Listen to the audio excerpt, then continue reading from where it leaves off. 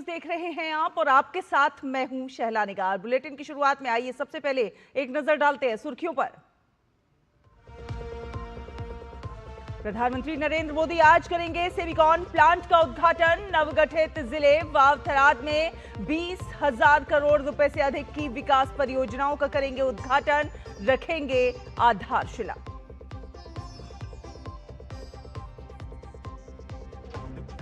जैन धर्म के प्रवर्तक भगवान महावीर की जयंती के अवसर पर प्रधानमंत्री नरेंद्र मोदी ऐतिहासिक, सांस्कृतिक और आध्यात्मिक विरासत गांधीनगर के कोबा स्थित में सम्राट संप्रति संग्रहालय का करेंगे उद्घाटन।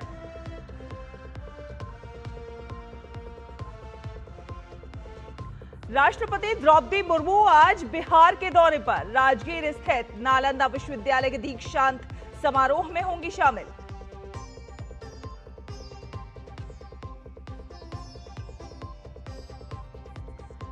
पश्चिम एशिया संघर्ष को समाप्त करने के लिए भारत पाकिस्तान से बेहतर मध्यस्थ। इजरायल के विशेष दूत फ्लेउल हसन का बयान, कहा भारत के सभी देशों से अच्छे संबंध।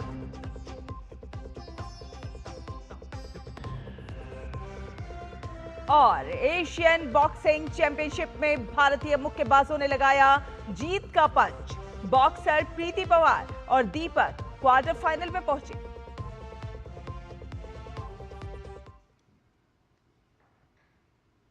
तो चलिए आपको बता दें कि प्रधानमंत्री नरेंद्र मोदी आज गुजरात के दौरे पर रहेंगे और प्रधानमंत्री गांधीनगर में सम्राट संप्रति संग्रहालय का उद्घाटन करेंगे और उसके बाद एक जनसभा को भी संबोधित करेंगे। पीएम सारन जीआईडीसी अहमदाबाद में सेमिकॉन प्लांट का उद्घाटन करेंगे। आपको बता दें कि यह संयंत्र outsource semiconductor assembly and test को समर्पित है और इस एक दिवसीय दौरे में पीएम नवगठित जिले वाव थराद में करीब 20,000 करोड़ रुपए की विकास परियोजनाओं का उद्घाटन करेंगे, शिलान्यास करेंगे।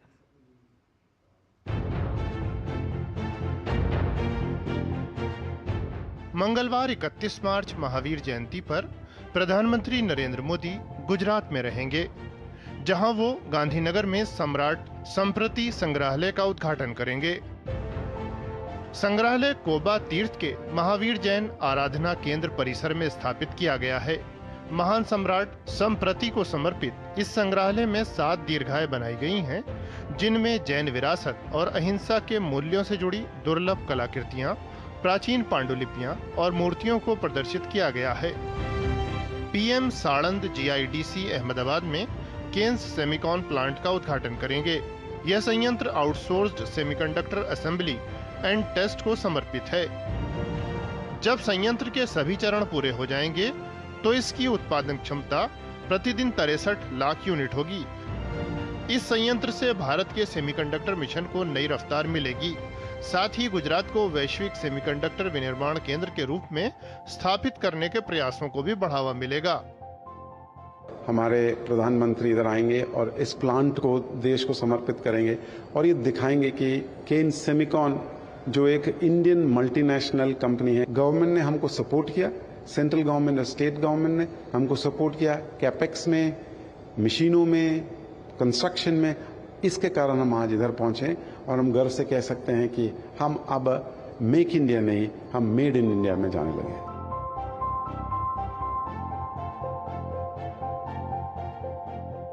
प्रधानमंत्री नरेंद्र मोदी का ये गुजरात दौरा कई मायनों में महत्वपूर्ण माना जा रहा है। जहां एक और ये दौरा भारत की सांस्कृतिक विरासत को सहेजने के प्रयासों को दर्शाता है, वहीं दूसरी ओर सेमीकंडक्टर और इंफ्रास्ट्रक्चर जैसे क्षेत्र में आत्मनिर्भर बनने की दिशा में देश का एक बड़ा कदम साबित होने जा रहा है। प्रधानमंत्री नवगठित जिले वाव थराद भी जाएंगे, जहाँ वो 20,000 करोड़ रुपए से अधिक की विकास परियोजनाओं का शुभारंभ और शिलान्यास करेंगे। ये परियोजनाएं बिजली, रेलवे, सड़क परिवहन और राजमार्ग, स्वास्थ्य, शहरी विकास, जनजातीय विकास और ग्रामीण विकास से जुड़ी हैं। कनेक्टिविटी में सुधार, आर्थिक विकास के विस्तार और रोजगार के नए अवसर पैदा करने की दिशा में ये सभी परियोजनाएं बेहद अहम मानी जा रही हैं। दीपक, मेघना और अक्षय डोगरे के साथ ब्यूरो रिपोर्ट, डीडी न्यूज।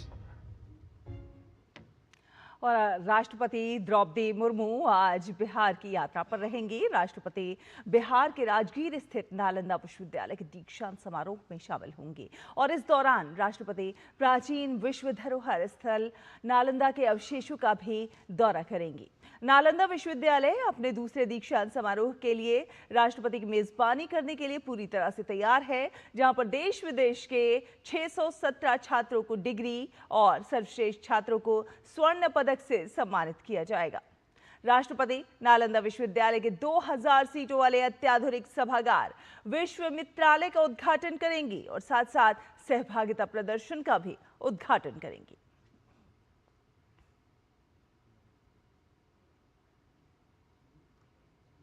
और आज महावीर जयंती है और इस अवसर पर राष्ट्रपति द्रौपदी मुर्मू ने देशवासियों को शुभकामनाएं दी हैं।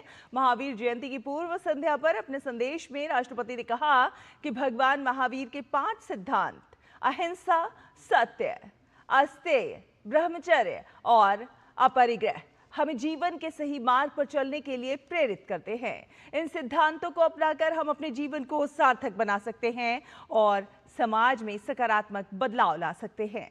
भगवान महावीर ने समाज में व्याप्त बुराइयों के विरुद्ध आवाज उठाई और बेहतर जीवन का मार्ग दिखाया। उनकी शिक्षाएं सदा प्रासंगिक रहेंगी। राष्ट्रपति मुर्मू ने इस अवसर पर भगवान महावीर के संदेशों को अपने जीवन में अपनाने और राष्ट्र की प्रगति के लिए निरंतर प्रयास करने का संकल्प लेने की भी अपील की।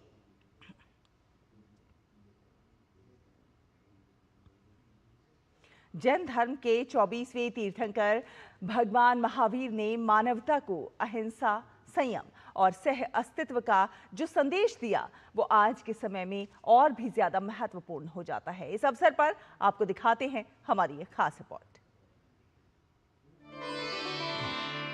आज के समय में जब विश्व भर में हिंसा और संघर्ष का माहौल बना हुआ है, ऐसे में जैन धर्म के 24वें तीर्थंकर भगवान महावीर का संदेश अहिंसा परमो धर्म और भी अधिक महत्वपूर्ण हो जाता है। आज से करीब 2500 वर्ष पूर्व पूरी दुनिया को मानवता और अहिंसा का पाठ सिखाने वाले भगवान महावीर की आज जयंती है, जो हिंदू पंचांग के अनुसार चैत्र मास के शुक्ल पक्ष की त्रयोदशी तिथि को मनाई जाती है।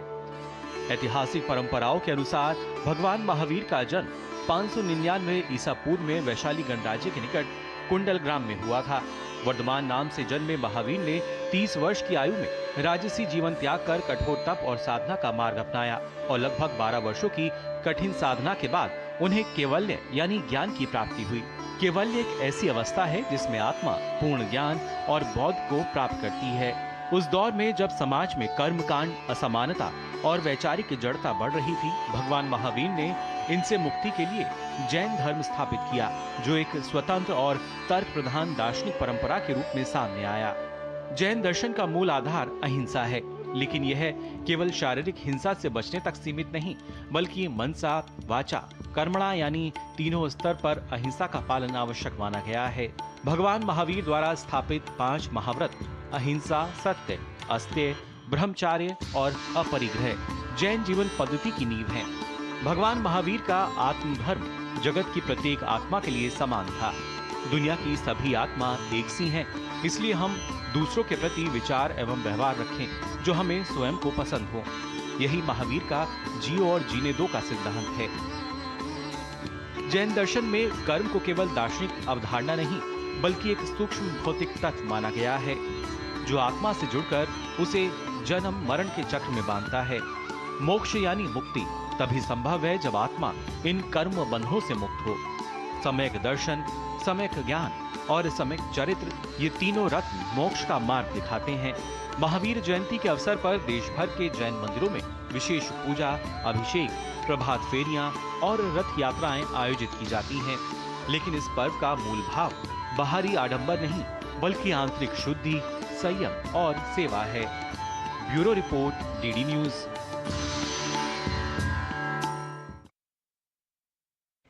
और गृह मंत्री अमित शाह ने सोमवार को लोकसभा में ऐलान किया कि देश अब नक्सल मुक्त हो चुका है। आज यानी कि 31 मार्च को देश को नक्सल मुक्त करने की जो डेडलाइन रखी गई थी, उससे पहले कल ही अमित शाह ने संसद में एक बड़ी घोषणा कर दी। लोकसभा में नियम 193 के तहत हुई चर्चा पर बोलते हुए गृह मंत्री अमित शाह ने कांग्रेस को देश में नक्सल को बढ़ावा देने का आरोप लगाया और आदिवासियों को विकास से वंचित रखने की बात कही। अमित शाह ने कहा कि दशकों तक जब कांग्रेस ने जिस समस्या को खाद और पानी दिया, उसे प्रधानमंत्री नरेंद्र मोदी के नेतृत्व में खत्म किया गया और राष्ट्रीय सुरक्षा को मजबूत किया गया। नक्सल मुक्त भारत डेडलाइन से पहले संसद में गूंज। हमने लक्ष्य किया था कि 31 मार्च को नक्सल मुक्त करेंगे। मैं पूरी व्यवस्था होने के बाद देश को भी सूचित करूंगा, मगर मैं ऐसा बोल सकता हूं, धड़ल्ले से बोल सकता हूं कि हम नक्सल मुक्त हो गए हैं। ऐसा कहने में कोई तकलीफ नहीं। नक्सल मुक्त भारत, एक लक्ष्य, एक संकल्प और एक डेडलाइन 31 मार्च। इस डेडलाइन के खत्म होने से ठीक एक दिन पहले संसद में इस मुद्दे पर जबरदस्त चर्चा हुई। लोकसभा में नक्सलवाद पर चर्चा की शुरुआत करते हुए शिवसेना सांसद श्रीकांत एकनाथ शिंदे ने विपक्ष पर तीखा हमला बोला। उन्होंने कहा कि विपक्ष की सरकारों ने देश को रेड कॉरिडोर दिया, जबकि नरेंद्र मोदी के नेतृत्व में मौजूदा सरकार ने इसे खत्म कर ग्रोथ कॉरिडोर में बदल दिया है। आपकी सरकार ने अपनी मजबूरियों के चलते इस देश को रेड कॉरिडोर दिया, लेकिन मोदी सरकार ने अपनी मजबूत इच्छा शक्ति से रेड कॉरिडोर को खत्म किया और देश को ग्रोथ कॉरिडोर देने का काम यहाँ पर किया। वहीं विपक्ष भी आक्रामक नजर आया। संसद में आरजेडी के सांसद अभय कुमार सिन्हा ने परिस्थितियों का हवाला दिया, तो आजमगढ़ से सपा सांसद धर्मेंद्र यादव ने जवानों की शहादत की बात की। नक्सली कोई जन्म से पैदा नहीं होता है, उसे परिस्थितियां बनाती है महोदय। निश्चित तौर पर नक्सलवाद देश की बहुत गंभीर समस्या है और इस गंभीर समस्या में हमारे हजारों जवानों ने अपनी कुर्बानियां दी। लाल आतंक की परछाई हटी, बस्तर विकसित हुआ। वामपंथी उग्रवाद से देश को मुक्त कराने के प्रयास पर लोकसभा में चर्चा पर गृह मंत्री अमित शाह ने जवाब देते हुए बताया कि बस्तर से आज नक्सलवाद करीब समाप्त है। बस्तर से नक्सलवाद लगभग समाप्त हो चुका। लाल आतंक का परछाई वहां पड़ा था, इसलिए विकास नहीं पहुंचा था। आज परछाई हट गई है और बस्तर विकसित हो रहा है। मान्यवर, बस्तर में विकास। कांग्रेस पर निशाना साधते हुए अमित शाह ने कहा कि कांग्रेस से पूछना चाहता हूं कि आदिवासी आखिर इन 70 सालों में विकास की मुहिम से कैसे बच गए। मैं इतना ही पूछना चाहता हूं, नक्सलवाद की जो लोग यहां पर वकीलात कर रहे थे उनको, कि ये 70 से अब तक क्यों नहीं मिला। नक्सल मुक्त भारत अभियान की सफलता सिर्फ रणनीति से नहीं मिली, बल्कि इसके लिए समग्र एक्शन प्लान लागू किया गया। एक तरफ सुरक्षा बलों की सख्ती, तो दूसरी तरफ गांव-गांव तक पहुंचती सड़क, स्कूल, बिजली और इंटरनेट। इसके साथ ही नक्सल प्रभावित इलाकों में विकास और सरकारी योजनाओं को लागू करना इस जंग में सबसे बड़ा हथियार बना। नतीजा ये हुआ कि ताबड़तोड़ एक्शन से कई बड़े नक्सली कमांडर ढेर हुए और कईयों ने आत्मसमर्पण किया। छत्तीसगढ़, झारखंड और उड़ीसा जैसे नक्सल प्रभावित इलाकों में बदलाव की तस्वीर पेश की है। शैलेंद्र मिश्र की रिपोर्ट, डीडी न्यूज। और फिलहाल एक छोटा सा ब्रेक, आप बने रहिए डीडी न्यूज के साथ।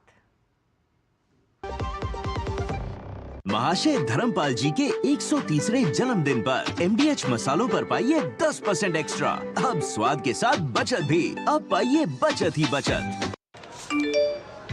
कम समय में ज्यादा मुनाफा, बस एक क्लिक में। कमाल है। अनजान लिंक्स पर क्लिक मत कीजिए। RBI कहता है जानकार बनिए, सतर्क रहिए। टर टर टर टर। सिस्टर बीना का मैसेज आया है, अर्जेंट। लिखा है, मेरे बच्चे के ट्रीटमेंट के लिए 1 लाख रुपए चाहिए डॉक्टर, तुरंत भेज दीजिए प्लीज। सिस्टर बीना, मैं पहले सिस्टर बीना को फोन करके पूछूंगी, फिर भेजूंगी, क्योंकि मैं मूर्ख नहीं हूँ। Well done doctor. यूपीआई कहता है अगर पहचान के व्यक्ति से भी ऐसे मैसेज आए तो हो सकता है कि उनके मैसेजिंग ऐप हैक्ड हो। तो पहले नॉर्मल कॉल करके चेक करो और कहो मैं मूर्ख नहीं हूं। जाइए आप भी किसी का टेस्ट लीजिए। ब्रेक के बाद स्वागत है आपका। आप देख रहे हैं डीडी न्यूज और अब बात करेंगे आगामी विधानसभा चुनाव से जुड़ी हुई खबरों की।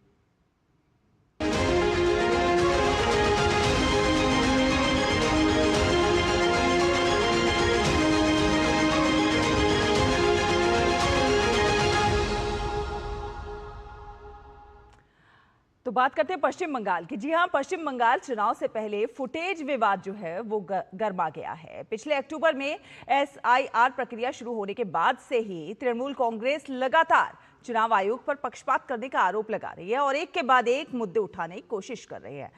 पहले चरण के मतदान से 23 दिन पहले कल इस सूची में एक और नया आरोप जोड़ दिया गया। तृणमूल नेता अभिषेक बनर्जी ने आरोप लगाया कि फॉर्म 6 के जरिए बाहर के राज्यों के लोगों को अवैध रूप से मतदाता बनाया जा रहा है और इसके समर्थन में वीडियो भी उन्होंने साझा किए। लेकिन अब सवाल ये भी खड़ा हो रहा है कि कड़ी सुरक्षा में घिरे चुनाव आयोग के दफ्तर के अंदर के वीडियोस और दस्तावेज उनके पास आखिर कैसे पहुंच रहे हैं। और इस बीच खबर यह भी है कि CEO कार्यालय के निर्देश पर 4 WBCS एग्जीक्यूटिव्स अधिकारियों को नबन्ना से हटा दिया गया है। वहीं आज दोपहर भाजपा के प्रदेश अध्यक्ष शमिक भट्टाचार्य और विपक्ष के नेता शुवेंदु अधिकारी भी CEO कार्यालय जाने वाले हैं। और इस पूरे घटनाक्रम के बीच रात में 4 IPS अधिकारियों को नोडल अधिकारी नियुक्त किया गया है। तो पश्चिम बंगाल में एक और विवाद जो है फुटेज वाला विवाद अब गर्मा गया है। आगे बढ़ेंगे। तृणमूल कांग्रेस के विधायक देवाशीष कुमार सोमवार को भूमि धोखाधड़ी से जुड़े मामले में प्रवर्तन निदेशालय के समक्ष पेश हुए और दक्षिण कोलकाता की रासबिहारी सीट से दोबारा उम्मीदवार बनाए गए कुमार चुनाव प्रचार के बीच ED कार्यालय पहुंचे। अधिकारियों के अनुसार एजेंसी कारोबारी अमित गंगोपाध्याय के साथ उनके संभावित वित्तीय लेन देन की जांच कर रही है। हालिया छापेमारी में गंगोपाध्याय की संपत्तियों से मिले दस्तावेजों और सबूत के आधार पर कुमार से ये पूछताछ की गई है। और केरलम की पलक्कड़ विधानसभा सीट जो कि बेहद हॉट सीट मानी जा रही है, क्योंकि भाजपा और कांग्रेस दोनों ने ही बड़े बड़े चेहरों को यहां पर मैदान में उतारा है। भाजपा ने अपने तेज तर्रार नेता शोभा सुरेंद्रन पर दांव लगाया है, जबकि कांग्रेस ने अभिनेता रमेश पेशुरोडी को चांस दिया है। वहीं CPM के नेतृत्व वाले LDF ने रेस्तरां मालिक NMR रसक को अपना निर्दलीय उम्मीदवार बनाया है, जो कि रॉथर बिरयानी के संस्थापक है। केरलम की VIP सीट पलक्कड़ इस वक्त सबसे हॉट सीट मानी जा रही है, लिहाजा बीजेपी ने इस सीट पर शोभा सुरेंद्रन को चुनावी रण में उतारा है। सबकी निगाहें इस बात पर टिकी हैं कि क्या भाजपा पलक्कड़ में जीत हासिल कर केरलम विधानसभा से अपनी मौजूदा अनुपस्थिति को खत्म कर पाएगी। विभिन्न चुनावों में भाजपा के वोट शेयर को बढ़ाने का उनका लगातार रिकॉर्ड रहा है। यहाँ पालक्काड़ भाजपा का एक स्ट्रॉन्ग कॉन्स्टिट्यूंसी है, तो उन्हें उम्मीद है कि इससे पार्टी कार्यकर्ताओं को मनोबल बढ़ेगा। ये वही निर्वाचन क्षेत्र है जहां मेट्रोमैन E श्रीधरन कांग्रेस उम्मीदवार से 3000 वोट से हार गया और इसी कॉन्स्टिट्यूंसी में भाजपा को बहुत ही वोटर बेस भी हो चुका है। प्रधानमंत्री नरेंद्र मोदी के पलक्कड़ विशाल जनसभा करने के बाद पार्टी कार्यकर्ताओं में भी जोश हाई है। पार्टी का पूरा नेतृत्व उम्मीद कर रहा है कि भाजपा मध्य केरलम में अपनी पहली विधानसभा सीट जीतने में सफल होगी। हालांकि कांग्रेस ने अभिनेता रमेश पेशारोडी को मैदान में उतार बीजेपी को कड़ी टक्कर दी है। मुझे अपने निर्वाचन क्षेत्र में सभी जगह से बहुत अच्छा फीडबैक मिल रहा है। हर कोई सरकार बदलने के लिए उत्सुक है। 2016 के विधानसभा चुनाव में शोभा सुरेंद्रन ने दमदार प्रदर्शन किया था, जहां उन्होंने 40,087 वोट प्राप्त कर दूसरा स्थान हासिल किया। उस समय भाजपा की राज्य महासचिव के रूप में वे एक महत्वपूर्ण चुनावी ताकत थीं, जो राज्य स्तरीय और राष्ट्रीय दोनों चुनावों में पार्टी का प्रतिनिधित्व करती थी। इस निर्वाचन क्षेत्र में मुस्लिम और ईसाई वोट बेहद महत्वपूर्ण है, जो निर्णायक कारक साबित हो सकते हैं। इसी बीच LDF के निर्दलीय उम्मीदवार NMR रजाक भी निर्वाचन क्षेत्र में जोर शोर से प्रचार कर रहे हैं। होटल व्यवसायी रजाक का जनता और पलक्कड़ के प्रभावशाली व्यापारी समुदाय में अच्छा संपर्क है। वहीं बीजेपी उम्मीदवार शोभा सुरेंद्रन को उम्मीद है कि जनता उनका साथ देगी। इस निर्वाचन क्षेत्र के लोग विकास की तलाश में हैं। पिछले कुछ दशकों से यहां शासन करने वाले एलडीएफ और यूडीएफ विधायकों ने इस निर्वाचन क्षेत्र की पूरी तरह से उपेक्षा की है। यहां अच्छे अस्पताल नहीं हैं। ग्रामीण क्षेत्रों की सड़कें जर्जर हालत में हैं। बदलाव की आवाज़ सिर्फ शहरी क्षेत्र से ही नहीं बल्कि मुख्य रूप से ग्रामीण इलाकों से आ रही है। मुझे हर तरफ से लोगों का स्वागत मिला है। इससे पता चलता है कि यहाँ के लोग बदलाव के लिए तरस रहे हैं। मुझे अपनी जीत का पूरा भरोसा है। पलक्कड़ से विवेक नारायण के साथ ब्यूरो रिपोर्ट डीडी न्यूज। और पुडुचेरी विधानसभा चुनाव में कांग्रेस का मुकाबला कांग्रेस से ही होता हुआ नजर आ रहा है। कुछ ऐसा लगता है कि पार्टी के लिए कुछ भी ठीक नहीं चल रहा है। 2024 के संसदीय चुनाव में अच्छे प्रदर्शन के बाद कांग्रेस वापसी की उम्मीद कर रही थी, लेकिन डीएमके के साथ गठबंधन को अंतिम रूप देने में हुई देरी ने पार्टी के चुनाव प्रचार को कहीं ना कहीं मुश्किल में डाल दिया है, क्योंकि 6 उम्मीदवारों ने अपनी ही पार्टी के खिलाफ बगावत कर दी है और गठबंधन सहयोगी डीएमके के लिए अपनी सीटें छोड़ने से इनकार कर दिया है। देखिए हमारे संवाददाता विशाल बैरिस्टो की ये रिपोर्ट। अपने समर्थकों से घिरे हुए ये हैं एन रंगास्वामी, जो पुडुचेरी के मौजूदा मुख्यमंत्री हैं। जहां कांग्रेस अपनी ही अंदरूनी लड़ाइयों में उलझी हुई है, वहीं रंगास्वामी को सत्ता विरोधी लहर की कोई चिंता नहीं दिखती। उनकी पार्टी एनआरसी एक बार फिर बीजेपी के साथ मिलकर चुनाव मैदान में है। काफी उठापटक के बाद कांग्रेस और डीएमके के बीच सेकुलर प्रोग्रेसिव अलायंस यानी एसपीए को औपचारिक रूप दिया गया। कांग्रेस ने 16 सीटों पर अपने उम्मीदवारों की अंतिम सूची जारी की, जबकि 14 सीटें डीएमके के लिए छोड़ दी। पुडुचेरी कांग्रेस के प्रमुख वी वैथिलिंगम ने जोर देकर कहा कि कांग्रेस और डीएमके के बीच कोई नूरा कुश्ती नहीं है। वैथिलिंगम पुडुचेरी से कांग्रेस के मौजूदा सांसद भी हैं। हम अब अपने अलॉटमेंट के लिए 16 उम्मीदवारों की घोषणा कर रहे हैं। कोई ड्रामा नहीं है। असल में समस्या यह है कि ये सीट दूसरी पार्टी डीएमके की है। जब हम इस बारे में पूछते हैं तो कुछ समस्या खड़ी हो रही थी। हमारी समस्या यह है कि हम इस मुद्दे में जाना नहीं चाहते। वो अलायंस के लिए अब कोई समस्या नहीं बनना चाहते हैं। वो इंडिया अलायंस को सपोर्ट करने के लिए तैयार हैं। Any problem? अगर ये 6 उम्मीदवार चुनाव मैदान से हटने से इनकार कर देते हैं तो उनके खिलाफ क्या कार्रवाई की जाएगी? कांग्रेस के पास इस सवाल का कोई जवाब नहीं है। कि वही रंगास्वामी जी हैं जिन्होंने अपनी जिंदगी का मैक्सिमम सफर कांग्रेस पार्टी में गुजारा, और आज यहाँ आप जो भी कुछ बड़ा स्ट्रक्चर, बड़ी बिल्डिंग, अस्पताल, road, universities, women child hospital, उसके अलावा जो भी कुछ आप देखते हो वो सब कांग्रेस पार्टी का बनाया हुआ है। मैं रंगास्वामी जी से पूछना चाहती हूँ, आपने पार्टी तोड़ी अपने लाभ के लिए, अपने फायदे के लिए। आपने पांडिचेरी को कितने स्कूल दिए, कितने हॉस्पिटल दिए, कितनी यूनिवर्सिटीज दी मुख्यमंत्री बनने के बाद।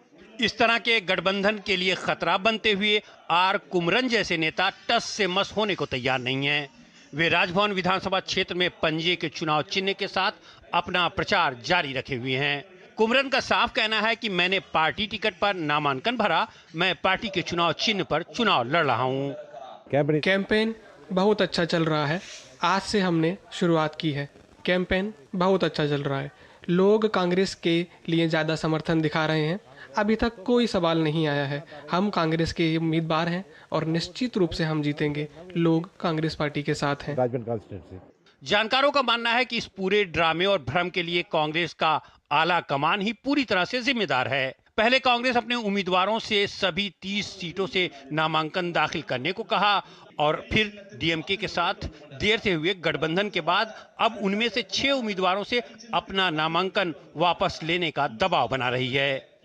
कभी हाँ कभी ना, जिसकी शुरुआत पहले एक फ्रेंडली फाइट से हुई थी, अब वो फाइट विद इन यानी घर की लड़ाई बनकर रह गई है। हालांकि कांग्रेस ने कहा है कि हमने अपने 6 उम्मीदवारों को नाम वापस लेने के लिए बोला है, लेकिन कुमरन जैसे लोग अपनी कैंपेन जारी रखे हुए हैं और वो मैदान से हटने का नाम नहीं ले रहे हैं। कैमरामैन संजय कुमार जैना के साथ में विशाल बैरिस्टो, डीडी न्यूज़, पुदुचेरी।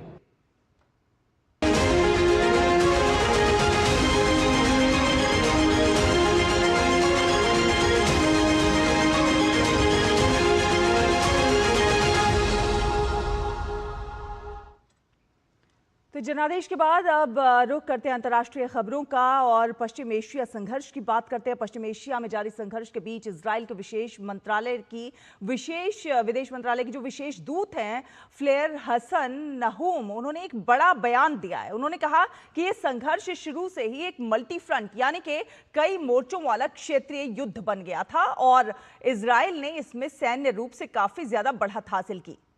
साथ ही साथ पाकिस्तान की संभावित मध्यस्थता पर उन्होंने सवाल खड़े करते हुए कहा कि पाकिस्तान खुद आतंकवाद की समस्या से जूझ रहा है और वो इस मामले में ज्यादा सफल नहीं होगा। वहीं भारत की भूमिका की सराहना की और कहा कि भारत के सभी देशों के साथ बेहद अच्छे संबंध हैं और वो पाकिस्तान से कहीं बेहतर मध्यस्थ साबित हो सकता है।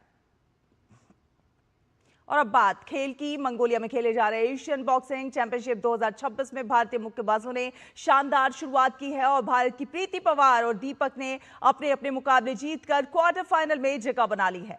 स्वर्ण पदक विजेता प्रीति पवार ने कजाकिस्तान की आलेना बाजारोवा को एक तरफा मुकाबले में 5-0 से हराया, तो वहीं पुरुष वर्ग में दीपक ने उज्बेकिस्तान के खबासबेक असादुल्लाएव को कड़े मुकाबले में 3-2 से हराया।